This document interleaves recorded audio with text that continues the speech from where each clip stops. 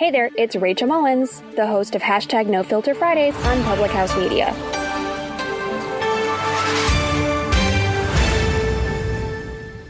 How's it going, everybody? Hey guys, This is Keith. and Katie from Coffee with Keith and Katie on Public House Media. Thanks for listening to the following broadcasts on Public House Media. When you're done listening to this show, I hope you'll come check out our show, Coffee with Keith and Katie. A new episode comes out every Sunday morning at 9 o'clock. Thanks for listening to the following broadcast on Public House Media.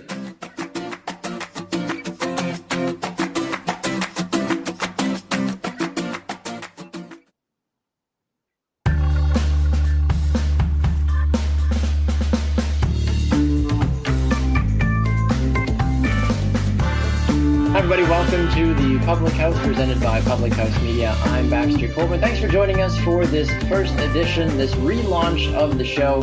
For many of you that remember, the Public House was a show that debuted on Public House Media back in 2017, and now it is back again in a new format with new voices, new personalities, and new topics. We have moved from a two-host show to now a panel show, where we have relevant and relatable discussions about some of the topics that folks are having in their homes and coffee shops, wherever you might be. Folks are talking about the topics we hit on here in the Public House. I'll get things started off. There's myself and three other great panelists on the show this evening. My name is Baxter, like I mentioned. One of the things that I do is I work in social media and marketing for an internet company. And something fun and goofy about me, just to make it seem like I'm not just some random talking head, is that I love to ballroom dance. It might not be known by a lot of people, but I met my wife ballroom dancing, and I can cha-cha-cha and siskumba with the best of them. So there's me. What are you going to do about it? All right. Sitting to Baxter's left or right, I guess, in the virtual studio, my name is Josh Powers. I am the guy you call when your internet's broken. I work in tech support for a major telecom, and a goofy thing about me. Okay, I guess it doesn't get much goofier. I am the administrator of the Milton from Office Space Facebook page. No way. It's amazing.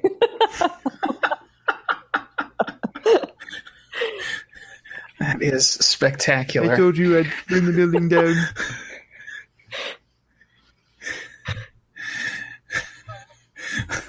Here's my afternoon thought. It has all kinds of thought along the edges of my martini. I think that's the end of my melt expression tonight. Is it? I was gonna ask if your page was sponsored by Staples, but I believe you have my stapler.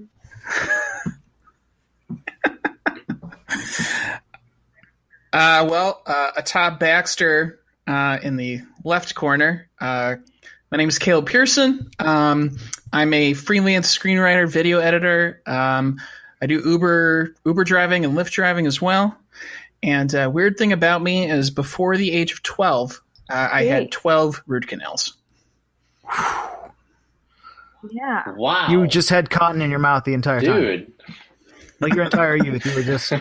It's a long story of why that's the case. But yeah, it was... He's really good at Chubby Bunny now, though, because he had all that cotton stuck in his mouth. So he, he's really good at lots of Chubby Bunny. needles, lots of cotton. Good times. Sounds like a bad Netflix series.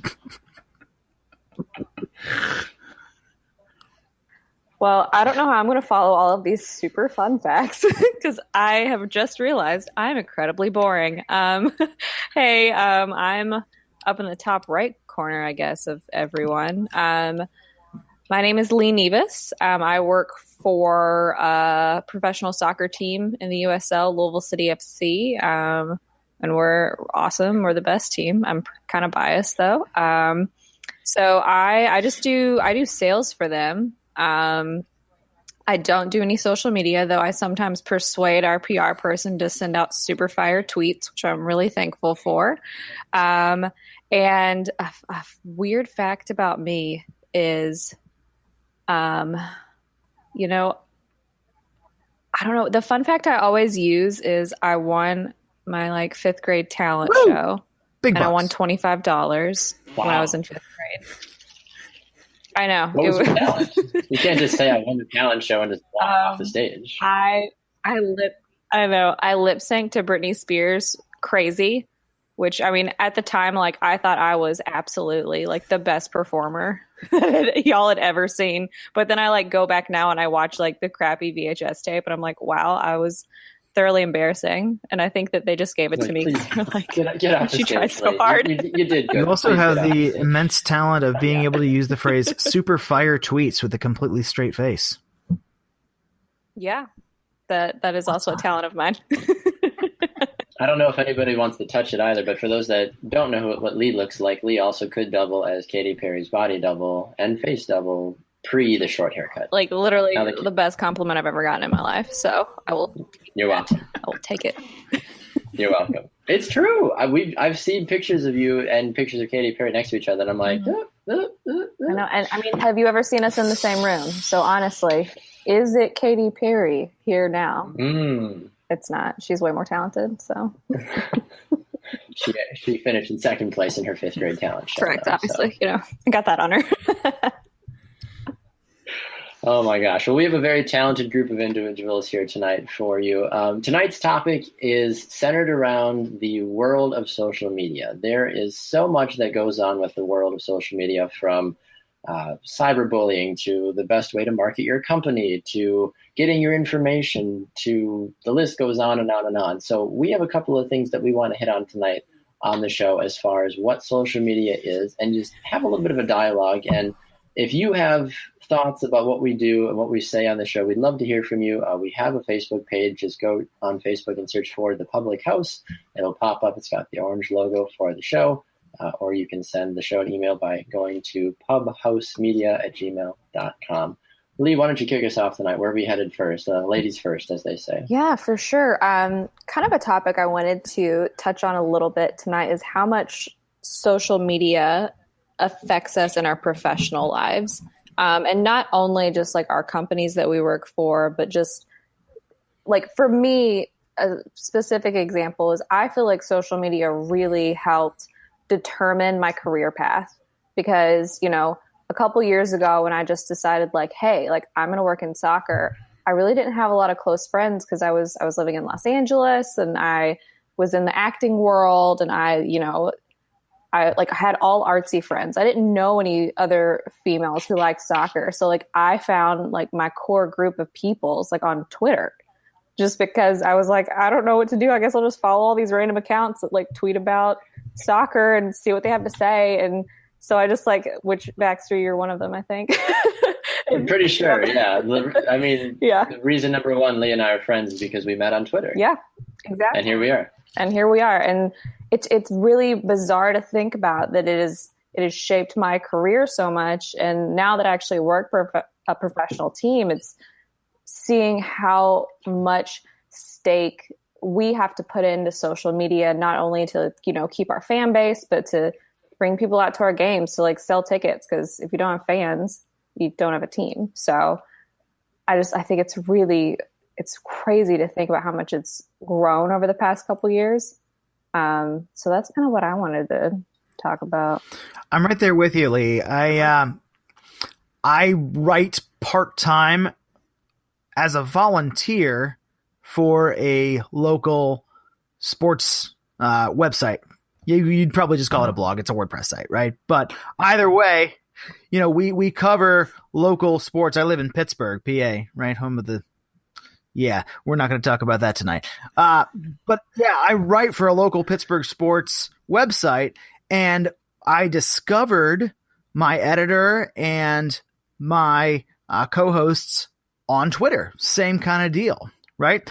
So if I weren't just really good at Twitter, I wouldn't have this writing gig that's gotten me published on the internet, right? And I was talking with some people not too long ago that I think even the way that we use some of our social media platforms have had to change themselves. So it used to be that when you would log into just about any other kind of an account, it not only asks you for your Gmail or some other thing, but you can use just your Facebook page to sign in to your bank account or something like that anymore. Maybe not your bank account, but one of those sorts of things. I was going to say, where are you, Ben? Right. maybe rethink this. Was the Nigerian prince the bank manager? How does that work for you? He's my best man in my wedding next month. We get along quite well. I still owe him several $1,000s. But no, I mean, I think that those platforms have just in and of themselves become much more professional. When the guys who run the top social media sites and internet providers in general have to show up before Congress to discuss how their practices affect people's freedoms, I think we're in a much larger world than we ever assumed we would be. Well, I think that's exactly right, honestly, Josh, just to kind of bounce off that. I mean, I'm sure when Mark Zuckerberg and his buddies there created Facebook, they were like, oh, this is a cool thing us friends can do this to be cool. I mean, I don't know if some folks, I think, and you can say this for all people when they create an invention, I don't know if you can fully always grasp what sort of effect you're going to have on the world with anything from the light bulb to the car to social media. I mean, you're like, it's a good idea. Some people, my family might buy it, but I don't know how much it's going to actually do until it actually blows up. But to echo what you're saying, Lee, out of using social media in a professional setting, I mean, 2/4 of this grouping of panelists tonight I've met on social media. I've never met Josh in person. I've never met you in personally. I'd love to meet both of you in person, but this is the most interaction I've had with folks like you. As we've met on social media, we've established a friendship virtually. I think obviously there's so much that can be done in person, but that professional side, though, that's how I got into broadcasting. That's how I got into journalism, is being a journalist for soccer and for football, and then building my credibility that way, and then growing a social media following, in a sense, by doing it that way. And now it's such a pivotal part of what I do from a professional side at my regular job, but then also for Public House Media.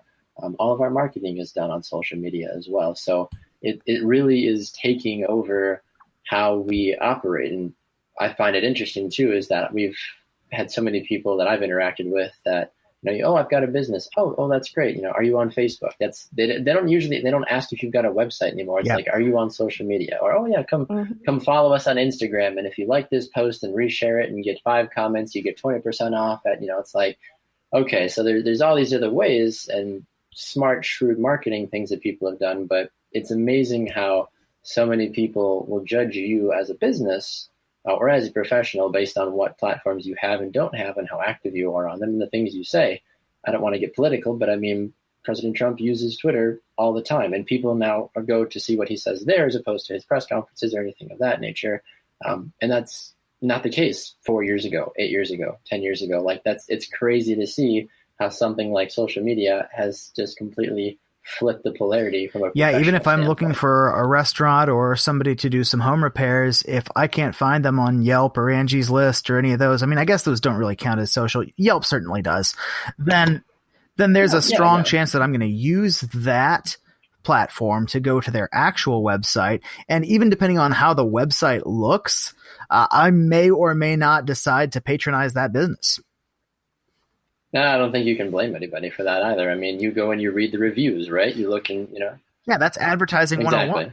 Exactly right. Caleb, where do you stand on this from a professional side? You're in the movie world, screenwriting. I mean, you do your marketing, obviously, that way as well when you've got a new film coming out. But, I mean, what have you seen from your lens and in your side of social media culture? Well, I mean, for me, the thing that I like about it is, when you connect with other professionals, in terms of, for writing for me, like you have so many different avenues, whether it be YouTube or Twitter, of people who put all these tutorial videos out on how to write better, how to, all these different, you have, it's basically like, social media leads to the bigger internet, and it's like school for free for so many different topics. So, for me in like screenwriting and directing, it's like you have access to all these different channels. And then through one, I met a cinematographer and messaged him on LinkedIn, and then I got hooked up with a director, and so now I'm writing a short film for him. So it's just, how can you can differentiate yourself so easily by just how you send a message, right? And I don't really promote myself a lot as a writer. It's kind of like I write stuff for people, and if they like it, you then meet their core group of people, and then kind of move on from there. So right. And I would agree with that as well too. I mean, even for me, if I didn't know you, Caleb, just from following you on social media, I see you do a little bit of movie stuff, but I see you post a lot of things about golf.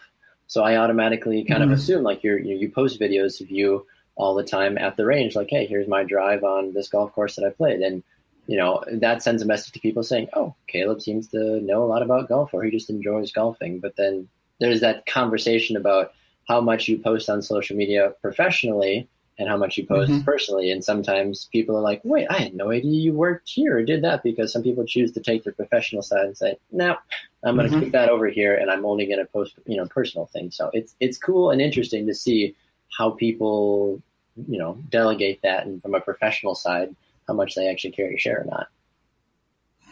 Yeah. That actually kind of leads in a little bit to what I wanted to talk about as well. And that's how social media affects your real life, your actual personal life, like how you interact personally with people that you actually know, right? Face to face. How often does it happen that somebody who maybe you don't see very often actually comes up to you in the hallway of wherever you happen to be congregating, and they just comment on something that you posted on social media, and you just have no idea what they're talking about? I've been at the store multiple times with my wife, and people will come up to me and be like, or they won't come up to my wife. Please, they're not coming up to me, but they're coming up to my wife, and they'll be like, "You're Liz, aren't you?" And she's like, "Yes." And she's like, "Oh, I loved your last social media post. It was so great." And Liz is like, "I have no idea who you are," but she's "Oh, thank you very much." But it's happened to us at least 2 or 3 times, and they're like, "Oh, I'm so thank you for posting that last Wednesday. You're really a great person." And my wife is obviously very humble, but she's just like, I don't know who you are. But it's something I think we forget about too. It's like, hey, as soon as you hit post, like, truthfully, unless your profile's set to private, and even for those that are your friends, it's out there. Anybody can go and search and look and find, and it's funny, but that I feel like is almost the norm now of how we alert people. It's like, hey, got a new job, post it on Facebook. You're not calling your family anymore. I mean, I still call my family, like, if something big happens, but usually it's what you tell your family first, and then you post it on social media, right? I think that's kind of where we've got now, where it's not like, hey, I can't wait to tell the girls on on Thursday at coffee that I got. It's like, no, I'm gonna send an Instagram post about it, and maybe I'll send a tweet about it, and great, we'll talk about it at that point. But relationships are now Facebook official, right? It's the joke now too, right? It's like it's not Facebook official. Are you two actually dating? It's like, oh my gosh, like, come on. Pixar, it didn't happen. Yeah. Is that still a thing? Is it still like when you're dating someone, do you still put it on Facebook? I feel like that was maybe a couple years ago, or is that like still a thing that people do? I also haven't changed my relationship status in like 10 years, so I can't really. I have not a lot of experience in that. I think it depends on your social circles. I think my mother is just now picking up on the like 90s pop culture phrases. Like, she says "not" and "cha-ching" all the time, and it's 20 years later. It's like, where did you pick this up? Like, are you just now watching? Are you just now watching? Oh my gosh. Well, and kind of just to pick up where you guys had left off, like, I think it's such a weird dynamic of how much value we now place in people's social media pages.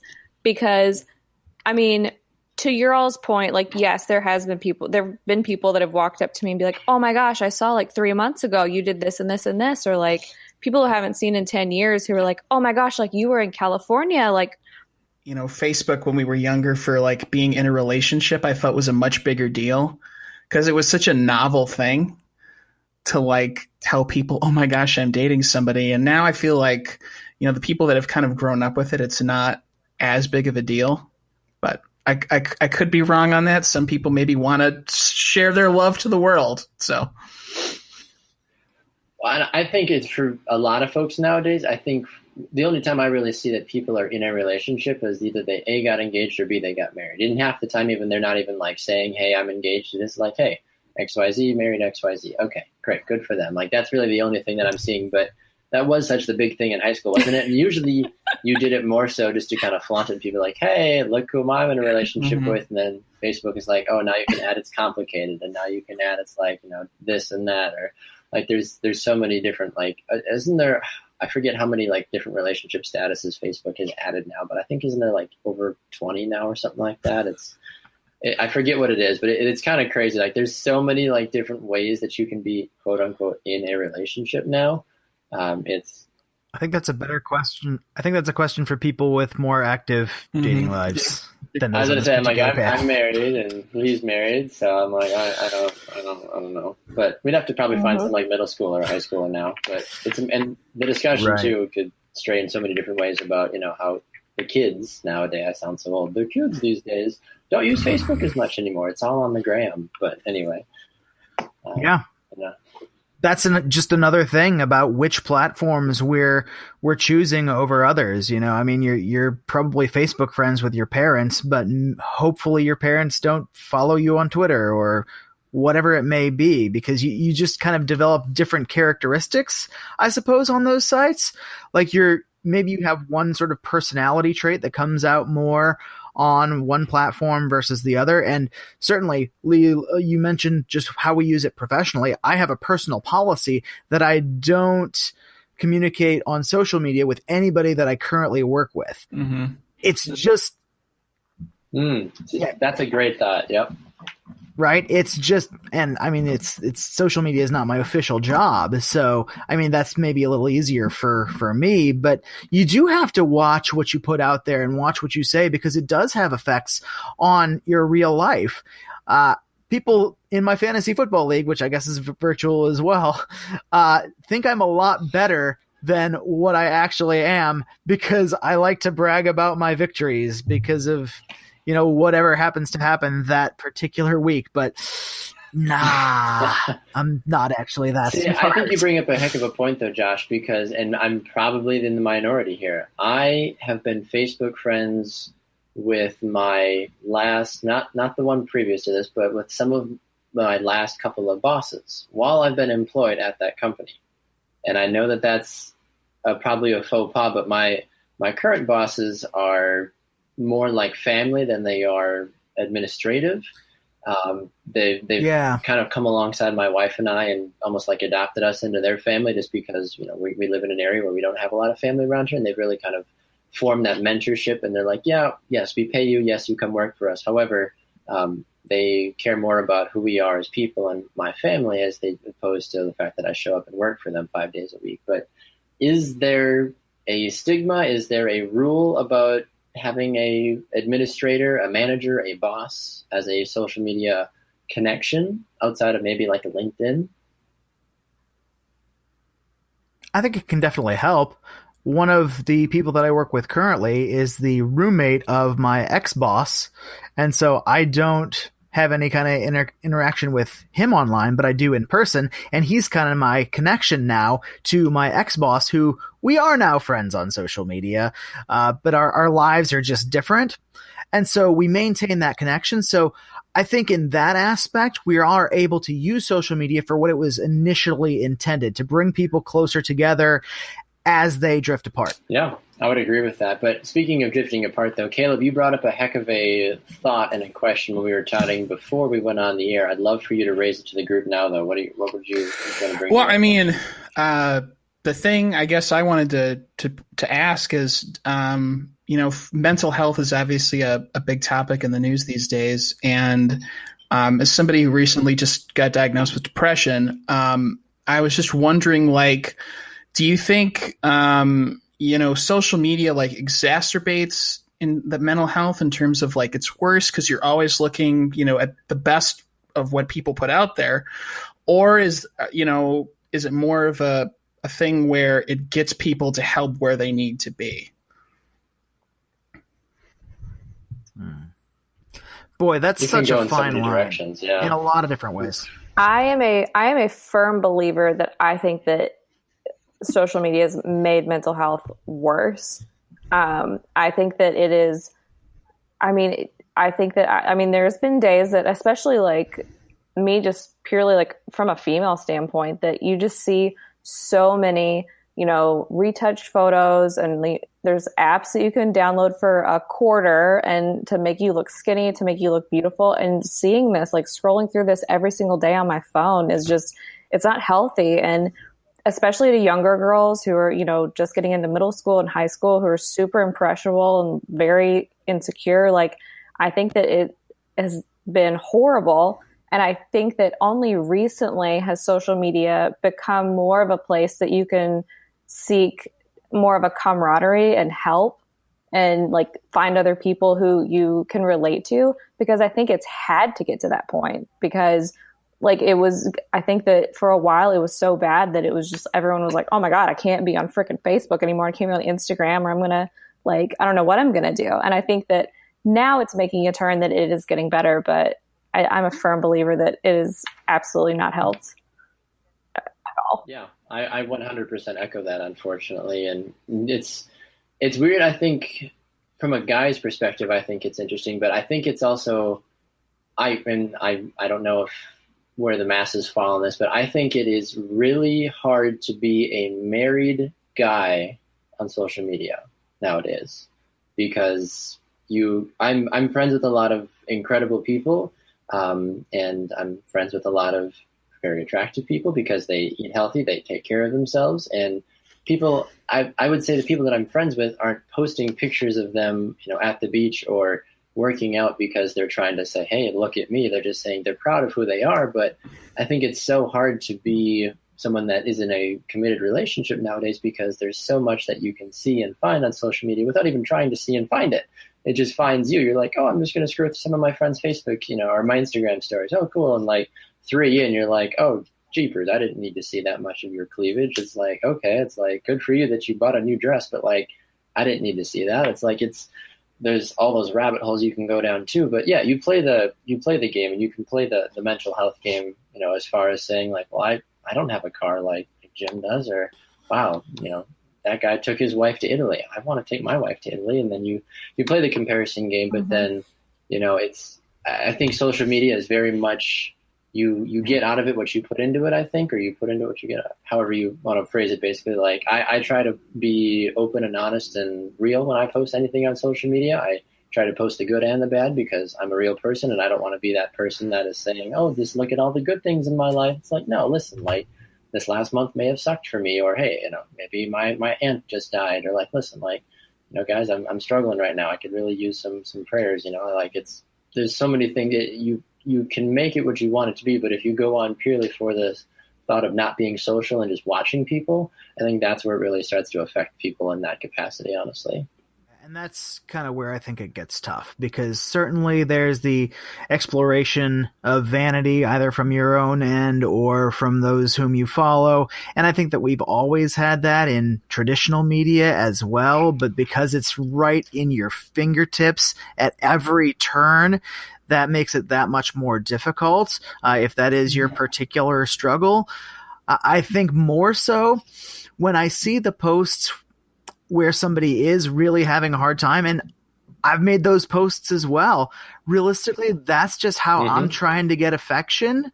I didn't actually mean to say affection there. I meant to say the word attention, but hey, Freud, thanks for bringing that back into the zeitgeist. Right. But yeah, no, that is kind of how we seek attention and affection, how we validate ourselves, even from strangers who's maybe I'm just looking for somebody to say, hey, you're going to be okay. But there's going to be that 1 out of 10 that's going to say, quit just looking for attention. Right. Somebody's got it worse off than you. And that's way worse for your mental health to hear somebody say that that you don't have it as bad as somebody else. And gosh, that hurts. It's like, yeah, I guess it's like, how do I turn that? And so online therapists are probably not the best way to get our needs met in that kind of a sense. But boy, it's two sides of two faces coin, right? Right. And I completely agree with you on that too. And think about it too, from the capacity of how often do we, on social media, for those of us that are especially like, I don't care what people think of me on social media.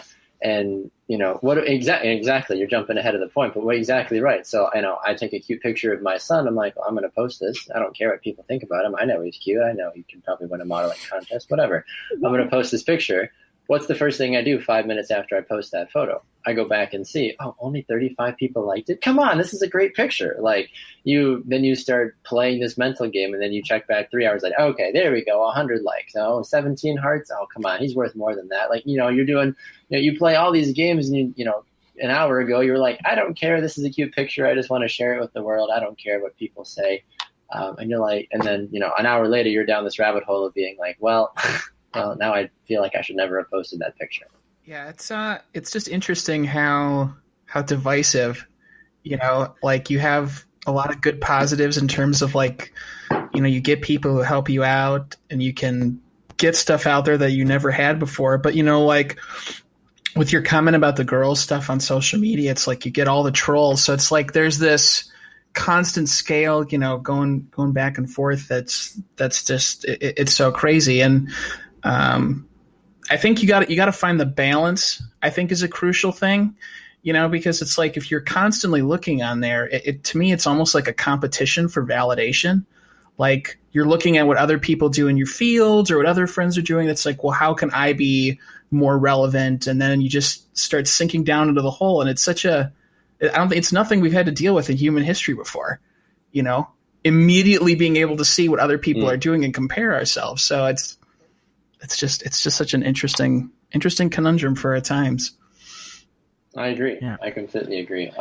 And I obviously would love to continue with that discussion, but I know we need to wrap this episode up. So I want to ask this final question as we get ready to part ways here, guys. And I really appreciate all the thoughts. And if you, the listener, like I said, if you have any comments, any thoughts, feel free to reach out to the show. Feel reach out to each of us. All of us are on social media, and we'll make sure to give our ways to follow us at the end of the show. But, social media, as powerful it is also very dangerous, as you were mentioning, Caleb. And, you're not alone out there as well. So keep that in mind, even though you might feel like you're in this vast void of all these people posting things. So my question I want to ask as we wrap up is, and it might be hard to get a true answer out, but in your opinion, for each of you, is social media overall helping or hurting the world? And I know that's a very broad question. You can take it any way you want to, but I'm really curious to get your guys' thoughts about that. I mean, I think if you were to put the positives and the negatives on a scale, I think that you can't just not come away with the conclusion that it's changed the world, that we're different and that we're not going back. I mean, Facebook, for example, is kind of the standard, right? It's been around for 10 years, and Twitter has now too. And it's, Baxter, you mentioned it earlier, when the president of the United States is essentially making policy on Twitter in 140 characters. I mean, that we're in a brave new world, and you don't know what to take seriously and what not to take seriously. And I think it's so easy to just not take seriously. But then when you've got something like that with such gravitas, you can't ignore it. So I think the fact that we can communicate instantly across the globe with people that we never would have met, I think that alone is a positive thing. But just like any other means of communication, if you abuse it, you suffer the consequences. Mm-hmm. Completely agree. Lee, where do you sit on this debate? I'm kind of right there with you. I think that overall, there's a lot of good that's come out of social media. Only because, I mean, we literally have knowledge now and people that can fact check. And I think that the accessibility of things happening, I mean, I know if I need to see if a breaking news story is true or not, I check Twitter. Like, I check the trending topics to, see what's going on. So I think that has power in of itself, that anyone, like, if you have access to Wi-Fi, essentially for free, can find out what's happening in the world. And I think that that's really powerful. I do think, obviously, that there is a lot of bad that we've kind of expressed, whether it be through, your mental health state by being on social media or whatnot. But I think that overall, I mean, literally, I think the scale is such a good example, is if you had to weigh it on a scale, I think that good would outweigh the bad. Not by a whole lot, Definitely. but I think still it would outweigh the bad. Yeah. I'm gonna say a Facebook, not quite a like, but like right in the Where's middle, that maybe? button? We've been asking for that for years. the shoulder, like with the buttons on your computer. No, I mean, I think you guys both illustrated the point pretty well. Accessibility to information, and we can connect with so many other people out in the world, and everyone has an outlet now, which is really interesting. And I mean, something else that I think is super interesting is, we have all the information in the world about absolutely everything, but does that then dilute the value of that information when we take it all in? So yeah, I mean, because there's so much out there. So how can you prioritize stuff without kind of losing it all in the mass that we're going in? So I mean, like anything in life, I think moderation with it is great. You connect with people, and just go out and live your life and give it to the world and see what happens. And I think that, like I said, this is a debate that could go on for a long time. This is a discussion that, we could have numerous episodes on, but this is something that, we are trying to squish into, a short amount of time for you, the listener. And we don't want the discussion to end here, obviously. That's why it's called the public house. The definition of a public house is a place where people can come together, can share their opinions, can have good conversation, and have their voice be heard. And I think that's what we did tonight. We all might not always fully align and agree with each other on this show. And I think that's okay, because when the microphone goes off, we can say, hey, I value your opinion. I appreciate what you have to say, but, I might not fully agree with you as well. And I think that's okay as well. So for each of you, I want to say a huge thank you for joining me on this first episode.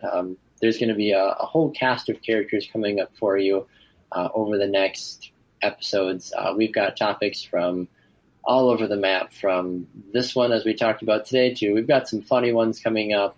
We've got some ones about the holidays. We've got a good one coming up about role models. That's going to be a fun one. I think that one airs in November sometime, so be on the lookout for that, or end of this month, but keep an eye out for it either way. But as we leave, for all of you guys, if you want to take a quick minute and let folks know where they can find you, you can find me on social media. Pretty easy, at Baxter Colburn on all of the social media channels. I'd love to chat with you and love to hear your thoughts and opinions about anything that I said on the show today, or just the show said as a whole. And that's pretty much me. Josh, where can people find you? Yeah, I am on Facebook on a personal platform. I am on Twitter and Instagram at Josh Powers Show. And you can follow my sports writing and sports tweeting if you want to at pittsburghsportscastle.com. I think that's just about it. You can follow me and my trash Twitter account at Lee Nevis. It is LeighNieves. And tweet me all your really fun soccer hot takes, because I love blocking people. I'm just kidding. I'll follow you back.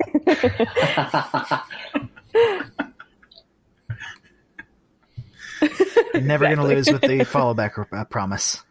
Yeah. Especially when it's like in the bio, like always follows back. It's like, okay. Caleb, what about you, sir? You can follow me on Twitter or Instagram, Caleb M. Pearson. Yeah, and then if you want a Facebook friend request me, it's Caleb Michael Pearson. So that's when you know it's really official. Mm-hmm. Yeah. Spell out like it. That's right. Not just for your parents anymore. No, steal my identity, please. Got the full name. You may gladly assume my credit card debt. Well, on that note, if you do want to pay any of our credit card debt, you can find us on social media and also here on the Public House. The show comes out weekly here on Public House Media. You can find it by going to thephmedia.com and find it wherever you get your podcasts. I'm Baxter for Josh, for Lee, for Caleb. Thanks for joining us on this episode of the Public House. And we'll see you guys again next week for another edition of the Public House, presented by Public House Media. Have a good one, everybody.